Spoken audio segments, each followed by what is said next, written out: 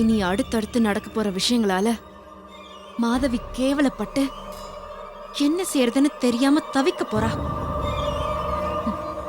மனோகரோட பார்வையிலையும் மத்தவங்களோட பார்வையிலையும் அவ ரொம்ப சீப்பானவளா தெரிய போறா. அப்போ மனோகரே அவளை தூக்கி எரிஞ்சிட்டு முழு மனசோட என்ன ஏத்துப்பாரு. அதுக்காக மட்டும்தான் நான் இப்படி ஒரு ரெட்டை வேஷத்தை போட்டுட்டு இருக்கேன்.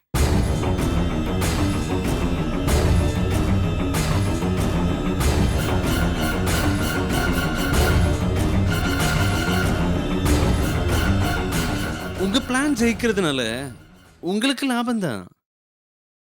ஆனா எனக்கு என்ன கோடி கோடிய கொட்டி தர போறேன்னு சொல்ல வரீங்களா? ஏய், பணம் அது என்கிட்ட வேணுங்கிற அளவுக்கு இருக்கு. ஆனா நான் எதிர்பார்க்கிறது வேற. உனக்கு என்ன, அந்த மாதவிய பழி வாங்கணும் அவ்வளவுதானே? அதுவும் இஷ்டம். நான் அதுல குறுக்க வர மாட்டேன். நீ என்ன வேணாலும் பண்ணிக்கோ.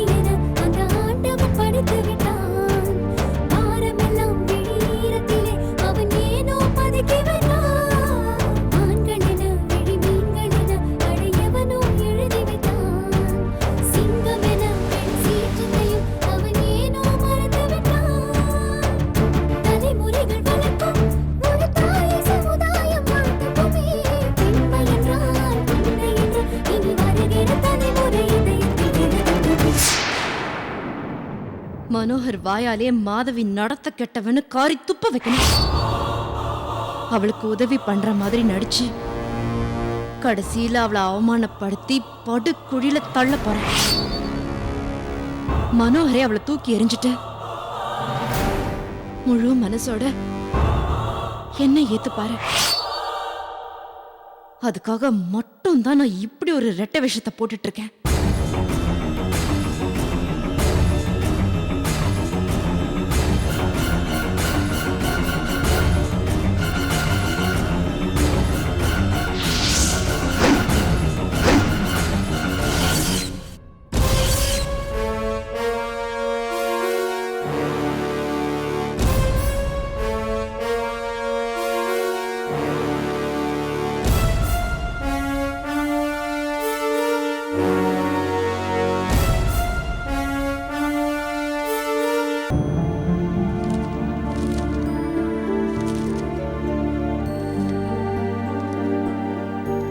கவி, இன்னைக்கு ஈவினிங் காளிகம்பாள் கோயிலுக்கு போயிட்டு வருவோமா? சரி, அங்கிருந்து வரும்போது அப்படியே பீச் பார்க்குன்னு போயிட்டு ஒரு நல்ல ஹோட்டல்ல சாப்பிட்டு வருவோமா?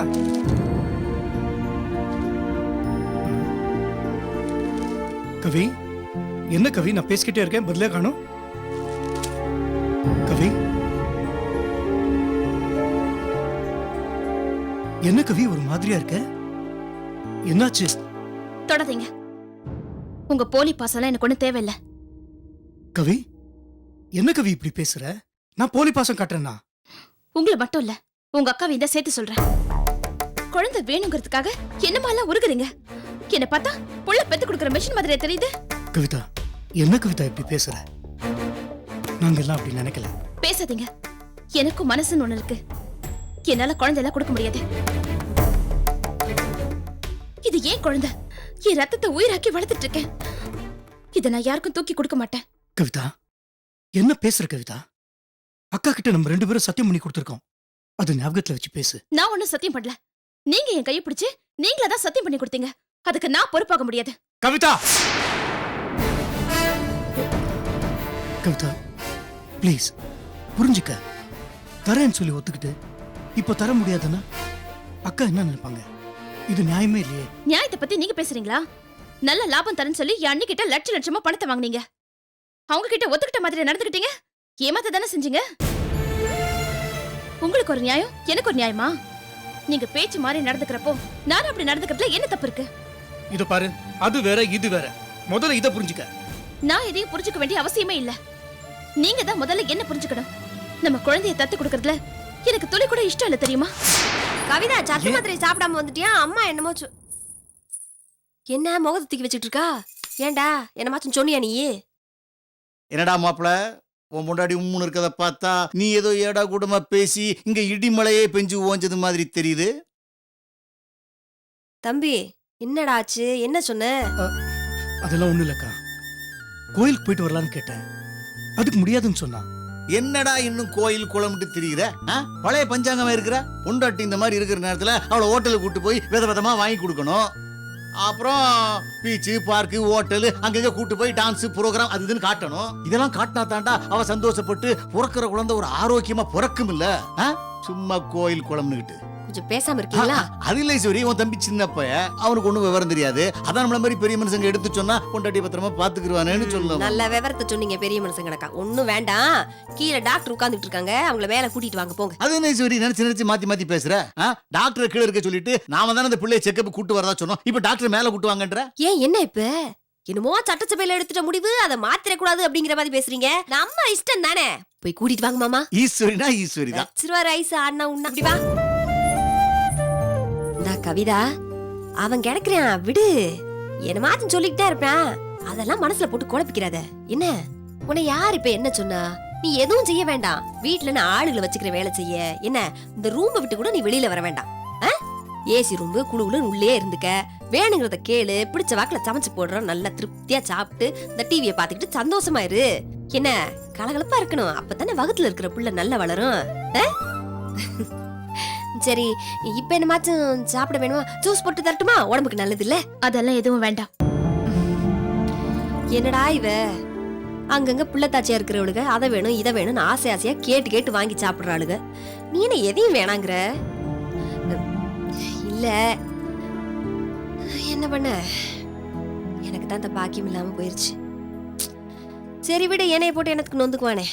வாங்க டாக்டர். என்ன வேணா இந்த வந்துட்டாங்க வாங்க. டாக்டர். ஈஸ்வரி, வாங்க, டாக்டர் வாங்க, வந்தாச்சு. டாக்டர் தங்கச்சி எல்லா செக்கப் நல்லபடியா பண்ணுங்க. உட்காருங்க. உட்காந்துக்குறங்க. ஃபுட் எல்லாம் கரெக்டா எடுத்துக்கிறீங்களா?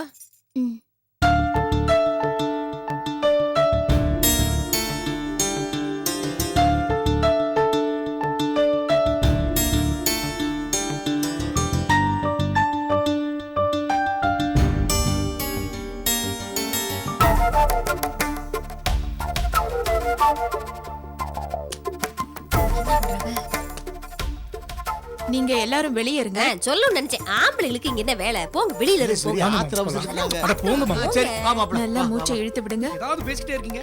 டாக்டர்மா கொஞ்சம் நல்லா பாருங்க. உங்களையும் தான் கொஞ்சம் வெளியே இருங்க. நானுமா? நல்லா மூச்சை இழுத்து விடுமா. நல்லா இழுத்து விடுங்க.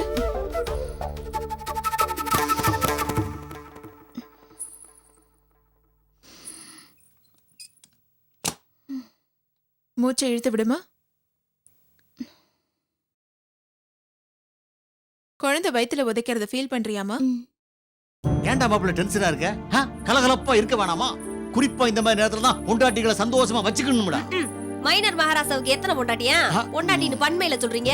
கரெக்டா பாயிண்ட் பிடிக்கிறா பாரு. பொண்டாட்டின்னு தான் சொல்ல வந்தேன், லைட்டா வாய் உளறிட்டேன். ஏய் பொண்டாட்டி சந்தோஷமா வச்சுக்கடா. மாமா அது டேய் தம்பி, என்னடா பிரச்சனை கவிதாவுக்கு? நான் கேட்டதுக்கு ஒண்ணுமில்ல அது இதுன்னு மழுப்புனே. அதெல்லாம் ஒண்ணும் இல்லக்கா. நாம எவ்வளவுதான் பாசம் காட்டினாலும் கவிதா அதை நம்ப மாட்டேங்கிறா. அவ இன்னும் பழசே நினைச்சிட்டு இருக்கா. நினைக்காம என்னடா பண்ணுவா? உங்க அக்கா ஈஸ்வரி என்ன சாதாரணப்பட்ட ஆளாடா? அந்த பிள்ளைய கற்பஸ்திரியோட பார்க்காம ராத்திரியோட ராத்திரியா அடிச்சு விரட்டு. அதெல்லாம் அவ கண் மேல வந்து போகுமா இல்லையா? போதும் போதும். என்னத்துக்கு நீங்க என்னத்துக்கு கூட சேர்ந்துக்கிட்டு பழச கிளறிட்டு இருக்கீங்க? பழசெல்லாம் நம்மள மாதிரி வீர வரம்பரை சேர்ந்தவங்க மறந்துடலாம். எவ்வளவு அவமானப்பட்டாலும் எவ்வளவு அசிங்கப்பட்டாலும் எவ்வளவு கேவலப்பட்டாலும் லைட்டா தூசிட்ட மாதிரி தட்டி விட்டு போயிட்டே இருக்கலாம். அவ அப்படியா ஒரு அப்புறாணி சப்பராணி குடும்பத்துல பிறந்தவளா இல்லையா? இந்த பாரு, இவ வெடுக்குன்னு ஒரு வார்த்தை கேட்டானா ஓன்னு உட்காந்து ஒரு வாரத்துக்கு அழுதுகிட்டு இருப்பாளா இல்லையா? அதெல்லாம் நம்ம நினைச்சு பார்க்கணும் ஈஸ்வரி. நினைச்சு பார்க்கணும். ஏன் முடிஞ்சு போனதெல்லாம் நினைச்சு பாப்பீங்களாக்கு?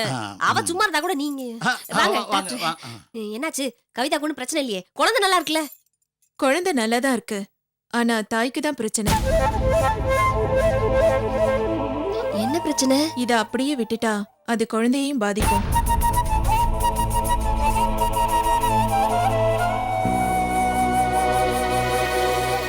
கவிதா ரொம்ப மன உளைச்சல்ல இருக்கா. நீங்க இப்பவே கவனிச்சு மன அமைதிப்படுத்தலைன்னா பிரசவ நேரத்துல ரொம்ப கஷ்டமாயிடும்.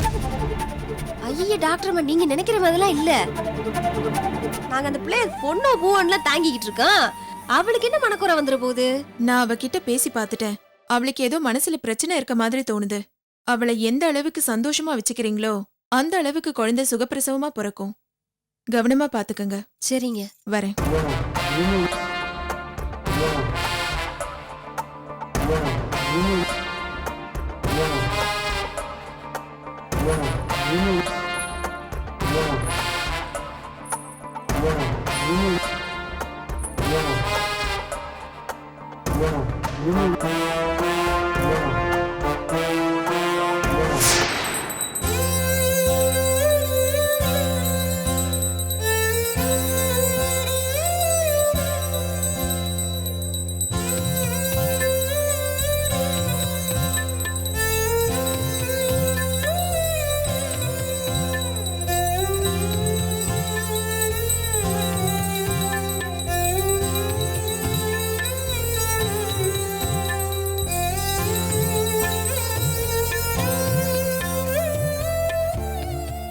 இனி உன் மேல இருக்கிற கண்டிஷ்டி எல்லாம் தீந்து போயிடணும்பா. பாட்டி, இன்னைக்கு காலையில ஸ்வீட் செஞ்சீங்களே, அது அப்பா ஹாஸ்பிடல்ல இருந்து வந்ததுக்காக தானே? அது வேற ஒரு விஷயத்துக்காக. நான் அப்புறமா சொல்றேன். அதை அங்க வச்சிரு.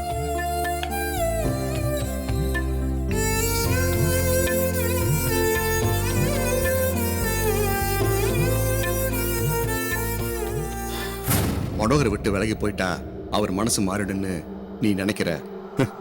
அது நடக்காது மாதவி. அவர் உன்னை தேடி அங்கேயும் வந்துடுவாரு. உங்க அனுமானத்துக்கு பயந்து நான் என் முடிவை மாத்திக்க போறதில்ல. என்னங்க சித்தப்பா ஊர்ல இருந்து ஃபோன் பண்ணிருந்தாரு. நம்மள அங்க வர சொல்றாரு. போயிட வேண்டியதா. இங்க இருந்து என்ன பண்ண போறோம்? ராமகிருஷ்ணா, ஏன்பா இப்படி எல்லாம் சொல்ற? உன் உடம்பு இருக்கிற நிலைமையில வெளியூர்ல போய் என்ன பண்ண போற? அதெல்லாம் பார்த்தா முடியாதுமா. மாதவி கிராமத்துக்கு போனங்கிறா. அவ கூட அங்க போய் இருக்கிறத விட கலையோட சொந்தக்காரங்களோட கோயம்புத்தூர்ல போய் இருக்கலான் இருக்கேன். வேண்டாண்ணா.